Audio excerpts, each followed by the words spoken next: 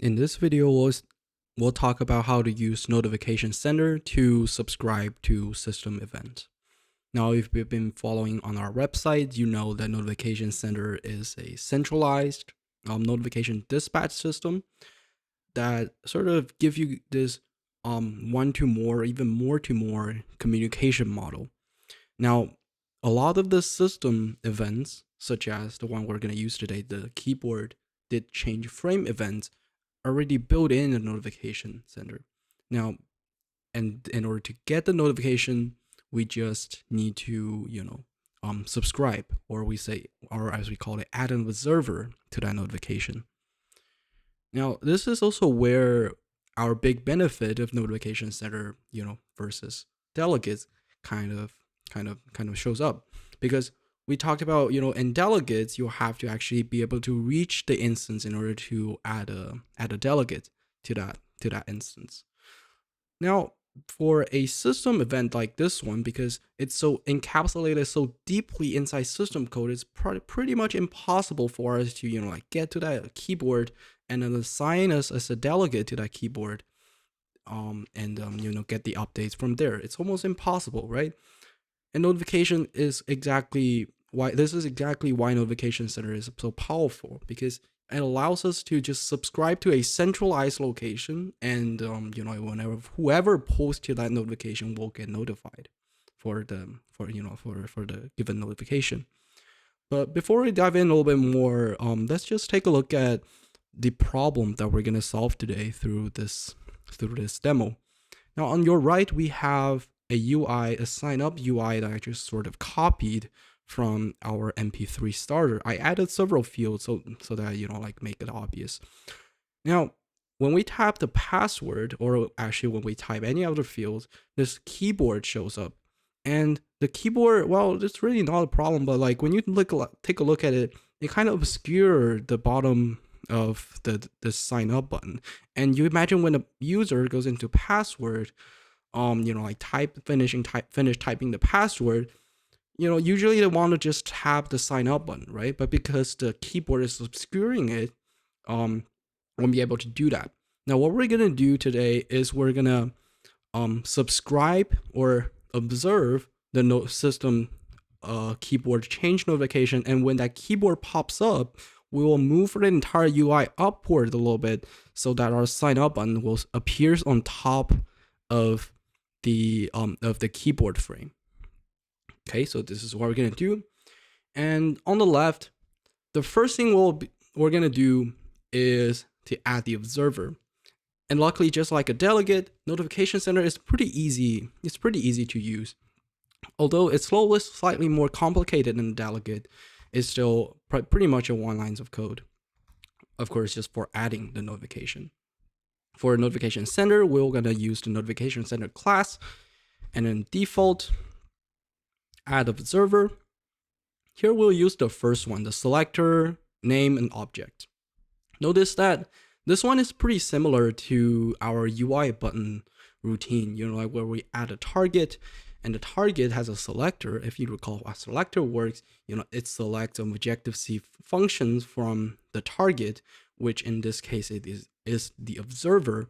So because we will be defining the selector inside our view controller, this observer has to be self, right? Because this is where it's gonna select. The selector is gonna select. Your selector will use selector Objective-C. We could just leave it here because we haven't defined it. Now move on to the names. Here it's ns notification.name. Even if it has like a complicated name, the ns notification.name is very similar to a primitive, like a string or an integer. In fact, it's really just like under the hood, it's really just an identifier. And you can grab that identifier just as you can define a variable anywhere. You can define the identifier in any other places, just as long as you let the Notification Center know. Now, the notification name for the notification that we're going to use resides in UI responder. And in UI responder, you'll have like a bunch of notification, but for our purpose, we will choose the keyboard will change frame notification. And because we want to choose keyboard will change frame over did change frame, because we want to get notified before the keyboard before the keyboard actually starts animating. And for that purpose, we'll use the keyboard will change frame notification. And for this one, we'll just select, for the object, we'll just select no. Now move on, we're gonna define our Objective-C method. Here we're gonna use an Objective-C because, like it's a selector, it has to be exposed. The function has to be exposed to the Objective-C runtime. For this one, we're gonna say did receive keyboard BOARD, right? Notification. And notification, this one is, again, it's very similar to a UI button. Like when you say UI button, you said function did Objective-C func did tab sign in or whatever, and inside you have a sender, that's UI button. In this case, we have pretty much similar. We have a notification that's NS notification. And here is our Objective-C function, and here is our selector. We want to say did receive keyboard notification, and boom, our notification sender or our notification center observer is ready. Now, every time when a keyboard changes frame, this function, the notification sender, is going to notify us, and it's going to go to the selector and select this callback function. So every time the keyboard frame change, this function is going to run. So we will use that to change our UI, and according to where the keyboard is going to be, we will change that UI to accommodate that accordingly. But before we move on, let's just take a moment to think about, if we know when and where the keyboard is gonna appear, what should we do? What kind of stuff we need to do in order to make it, shift our UI upward like we want it to be. Now, if we capture the interface right here, actually you guys probably couldn't see, but the layout, this entire layout is kind of determined only by the upward, by the top anchor. So it has a top anchor that pins to the top of this title. If you have your project 3 mp3 file, it's pretty much like the login screen that we gave us for the starter. So we have a top anchor that pinned this to the top, and given a padding for the top UI edge inside is 100 points. And then you have this height, the welcome label, and you have the secondary label, and you have this stack view. And altogether, this is going to determine the vertical position of this sign up button. So if you have a resizable screen and you start to reduce the height of the screen, you'll see this actually won't move, and this thing will start to shrink and shrink and shrink. And this entire sign up button, all of this will stay in place because everything is pinned to the top of the screen, not the bottom of the screen. Now, this is sort of what we're going to change. We're going to add an additional constraint.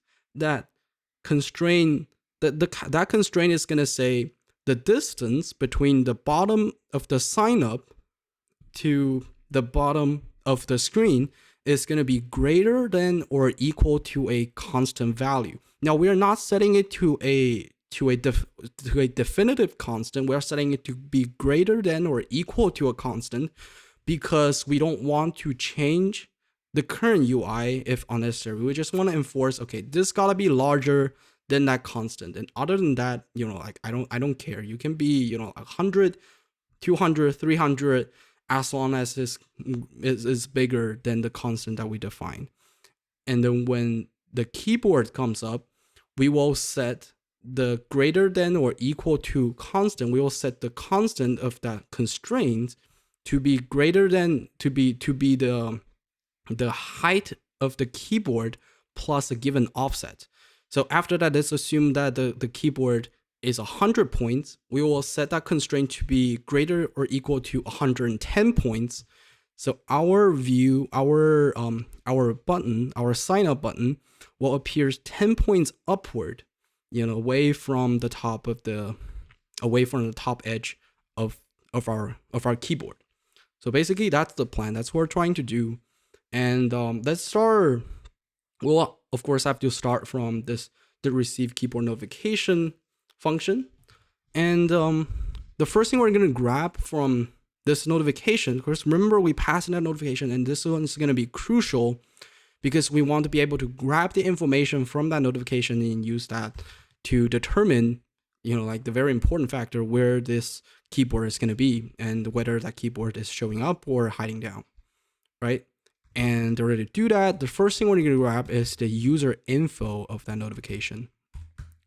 Now, if you wonder what user info is, it's basically a dictionary that get passed in along with the notification, which stores the information related to the event. And in this case, the event is the keyboard will change frame notification, and inside this user info, it will have the information that has to do with that. So we're just gonna conditionally unwrap that from our notification object, and we're gonna say else return. So now that we have run a guardlet, we're also gonna grab the end frame of the keyboard. So the end frame again is gonna be inside this user info that we just get from our notification. However, again, because this is a dictionary, we'll have to get the key of the dictionary in order to get its value. And if you take a look, it's a mapping between any hashable and any. Now it's pretty generic mapping, but like in fact it's just like we will just use it as a string to any mapping and to downcast the value. Now the key for the information that we're gonna get is also encapsulated in UI responder class. Now you can technically, let me just type it up real quick. You can technically end user keyboard and frame and user key. Well, again, you can technically just Stack Overflow whatever string that is and just plug it in. However, there is a much nicer way that is sort of kind of similar to what we did for the what's it called, the reuse identifier for our collection view cell. Like we could have defined a string randomly and then plug in everywhere we're gonna use that reuse identifier, but we didn't do that. Instead, we make it a class variable, and you reference that class variable everywhere else so that we have a single source of truth. And this is exactly what we're going to do here. We have this UI responder, keyboard frame, and user info key, and we use that to get our user info. And you will see there is like another nice. Actually, I need to set guardlet end frame. And you'll see there is like another nice thing about that is because we can see what's inside the user info key. If we hold down our option key and then click on the keyboard frame and user info key, it will props up the documentations. Inside the documentations, it says the key for an NS value object containing a CG rec that identifies the ending frame rectangle of the keyboard. Now, we know that it is going to be an NS value, and that NS value will contain a CG rec. So the first thing we'll do is to downcast it, because remember, user info, what is that? It's a mapping between any hashable and any. If we just get that from the user info, this is going to be any. In order to get any useful information from that result, we'll have to downcast it. And because we learn from the documentation, it's going to be what the NS value, we can safely downcast it as NS value, just like that. And again, from the documentation, we know that the NS value also contains a CG rec. We will grab the CG rec from there as well, just like that, and else return. So this is the end frame. This is what the frame of the keyboard when it finish animation. So this is going to be very important, where we'll use it to determine the constant of the constraints, as well as to determine whether the the keyboard is showing up or hiding back down. Now, of the couple of things we're going to grab, because we want to create a smoother animation, we don't want it to just, like when we tap it, we don't want it just to snap into place. We want it to animate along with the keyboard. We'll also have to grab the duration and animation curve for the keyboard animation. And luckily, that is also available inside the user info dictionary. We just have to sort of decode it. Now we're gonna say guardlet duration is user info. Again, the key is inside UI responder. We'll say keyboard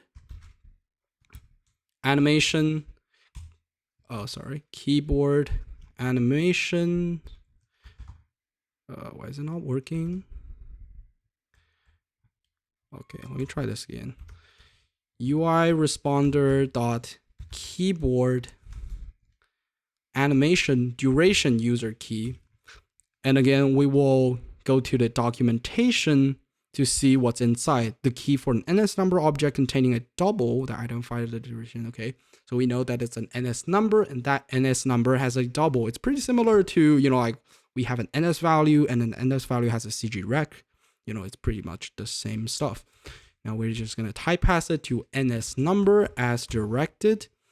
Then we will use that NS number to decode or to, retrieve the duration inside. And the duration, as it says, is a double value, and else we will return. All right, so far so good. Next step, we will grab the curve. So what is a curve, you might ask?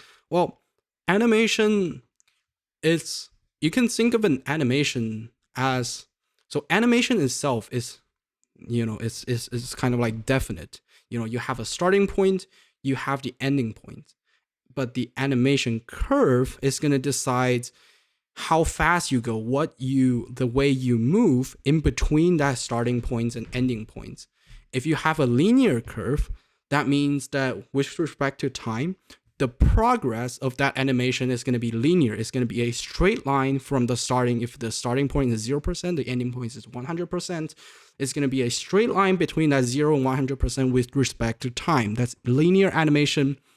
If you have like a smoother animation, there is something known as the ease in and ease out animation. That means the progress will start slowly, then accelerates, and as I approach to the end of the animation, as I approach to the 100%, it will slow down again. So that creates like a smoother curve between the start and the ending point. That's called ease in out, and they're all called animation curve.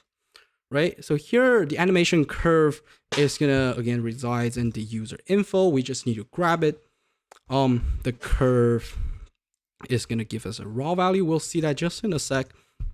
But let's get user info, UI responder dot keyboard.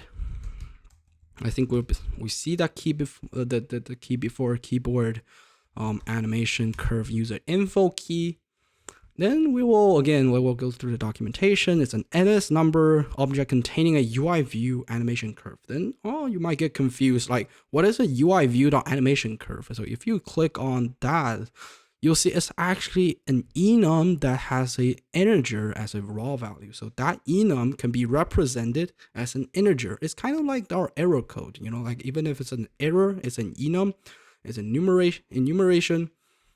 It could be represented with a, like a integer, right? So this is actually what the NS number encapsulated. NS number encapsulated the integer for the animation curve.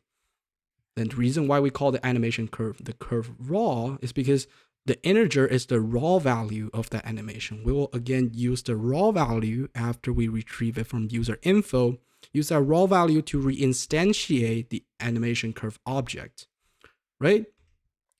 So here we will pull the same trick as typecast it as an NS number, and then we will use that to get the integer. Now it's not, even though this says it's an integer, it's not quite an integer. It's an unsigned integer. Well, you can typecast it as an integer and then, like recast it to an unsigned integer. But now I could just use that unsigned integer to save me an extra step. And also, you notice that I'm not using a guardless statement because I want to be able to provide a default value, the default value to that. So for example, for this one, I'm just going to say if the integer, if somehow this decode fail, I will fall back to UI view dot animation options dot curve ease in and out dot raw value. So this will actually give me a non-optional type because this syntax is known as, I think I talked about this a little bit like pretty early. Like this one is called optional coalescing.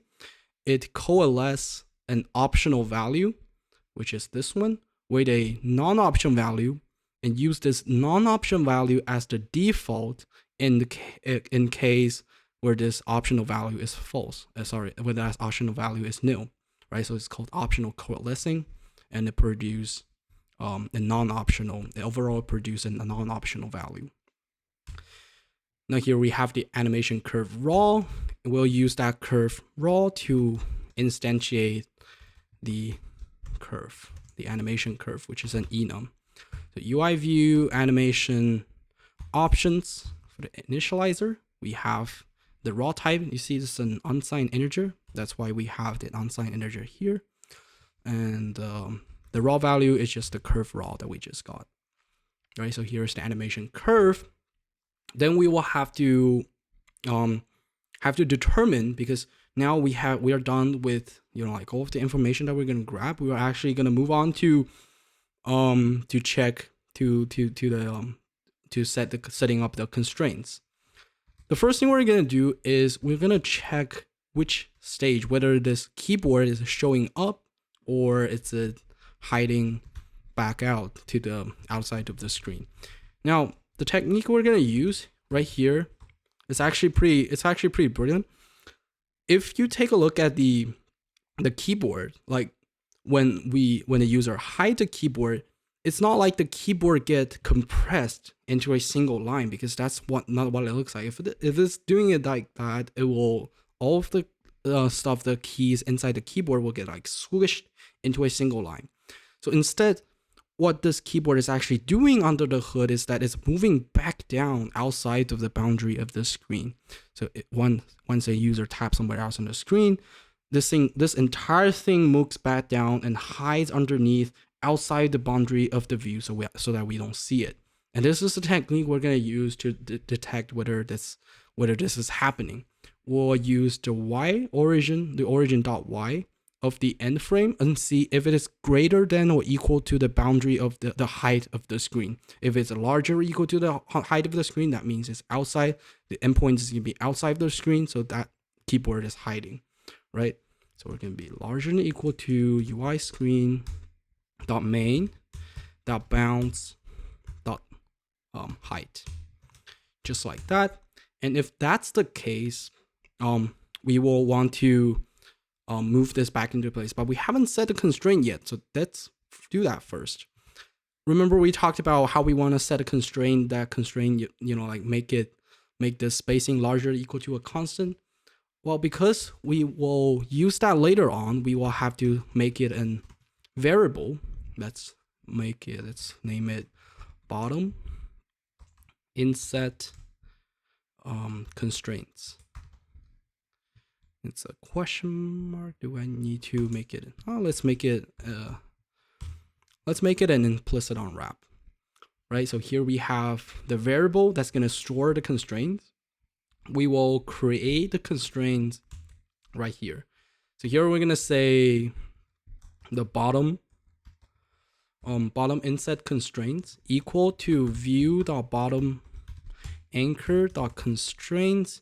Remember, we want to select the greater than or equal to, right? So here is the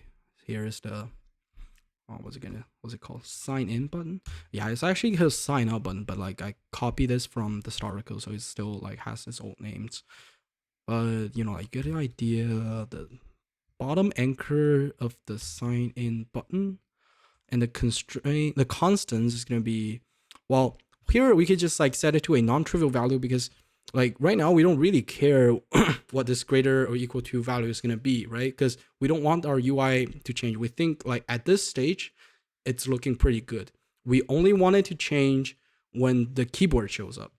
So now we could just set it to, I guess we could just set it to a non-trivial value, to set it to a trivial value like this one, the content edge inset, which is 40 right now. So this is definitely never gonna be 40, right? Because this one looks like a 140 or something like that. So we're just gonna say, I guess it's gonna be larger than 40. It's never gonna matter unless you have like a really, really small screen, which is actually gonna be nice because you won't be able to maintain that 40 spacings on even a very small screen.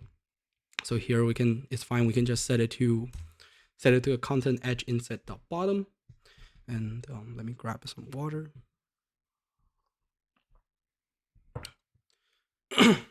Okay. So the bottom, here we have the constraints. We still need to activate it. We could say it's active. Of course, we could also say ns layout constraint dot activate. But because it's a single constraint, we could also say like is active equal true. These two again are equivalents. So here we have our constraints, and if the keyboard is hiding, it's gonna go into like a hide mode. We will set the bottom inset constraint dot constant back to its original value, which is the edge inset dot bottom. Whereas if it is showing up, we will set the constant to be the end frame dot height plus 10, right? So if it's end frame dot height, the keyboard frame dot height plus 10, assume the keyboard is 100, it will go to 110. It's going to say larger than or equal to 110, so it's going to push this sign out button upward. Now we have the constraints. We will have to animate that using all of the hard work, like the information that we just grabbed from for the animation. So here UI view.animate, and here we're gonna use this one. With duration is the duration that we just got, and the delay is 0. The options again are the animation curve. We just plug it in here. And the animation, if you recall, like if you want to animate the constraints, what you want to animate is actually is the layout if needed. So this is gonna notify UIKit, to relay out the constraints if needed. And it's going to trigger our constraint updates inside the animation block, which is going to be animated. So now we can run our app, although it's not going to do quite as what we expect it to do, but it's pretty close. So you see, now our sign up button is moving upward, but the problem is the stack view kind of get compressed, and the labels, all of its labels are sort of disappearing. And the reason of that is inside the stack view, there is implicit constraints that maintain its spacing. But however, the implicit constraints has a lower priority than all the other constraints that we set. It became the first to be sacrificed, sort of, to be get rid of the other layout. And before we move on, we're actually going to talk about like what the constraint priorities are. So this is actually one of the reasons why we select this one for the demo, because it kind of connects well with what we're going to talk about next, the custom view. Every constraint that we set this way using NS auto layout activates, like when we just create a constraint like that, it always has a default priority of required. If we go to bottom inset constraint.priority and use start, we see there is like a bunch of default priority. And you can create that for raw value. It's a float from 0 to 1000, 1000 being required, and all the other stuff is like in between. Well, if it is required, that means it has to be in there. If auto layout cannot satisfy everything that's required, you will get a constraint conflict.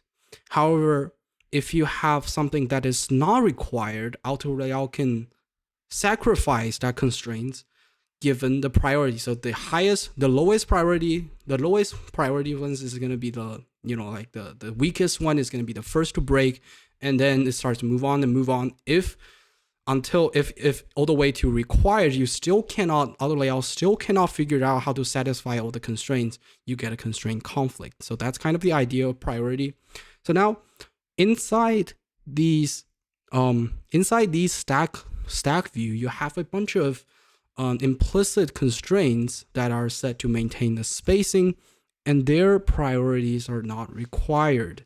That is why when you have a force pushing upward, all of the other sticks, all of the other constraints, like they're hanging in there, they're required, and these tiny constraints inside this force spacing, they're not required, so they get pushed, they get compressed, and that's basically what you see here. This entire stack view get compressed. So how do we change that behavior? So luckily, the compressed, this compression priority, what's it called? The compression resistant priority can be set. So it could be set through the stack view, set compression resistance priority. Here we can set it to default high. That means, it's gonna resist that compression. However, it's still, if we just run it right now, it's still gonna compress because all the other constraints are required. This anti-compression constraints, it still has the lowest. They still have the lowest priority. So in order for it to work, we need to set some other constraints to not required. And if we take a look at a UI, we sort of see, there's like a quite a bit of space on top of this welcome label. We could probably squeeze, a couple points out of it. It's not gonna be the issue. So to do that, we could we just have to set the priority of this top constraints to make it less prioritized, that it's gonna break before the stack views are compressed.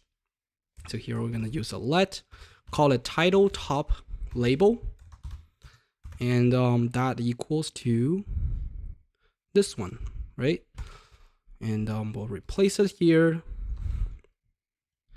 And underneath the title top label, like after we created it, we'll say priority equal to default low. So notice that this one must be lower than the stack view's default high, because we want it to break first, right? And if we run it right now, we should be able to see everything coming together. Here we click the password and everything, boom, everything just just shift upward a little bit with a very nice animation. So it looks wonderful right now. Just like that. And it comes back into place after you dismiss the keyboard. So yeah, that's basically what we're looking for. Now, in the next sections, we will, probably talk a little bit more about the constraints, about the compression resistance, all the other stuff, just because, those things are really the building blocks of custom views. And custom views are very, very important if you're gonna build a good app, because good app has to have a good UI. And if you don't have custom views, the UI just really doesn't look that impressive. So you see, this thing is a custom view. This email plus text field is a very simple custom view. These things are encapsulated in custom views. So sometimes it's not just it looks pretty, it also saves you a lot of time when you're developing it. So, you can just initialize it.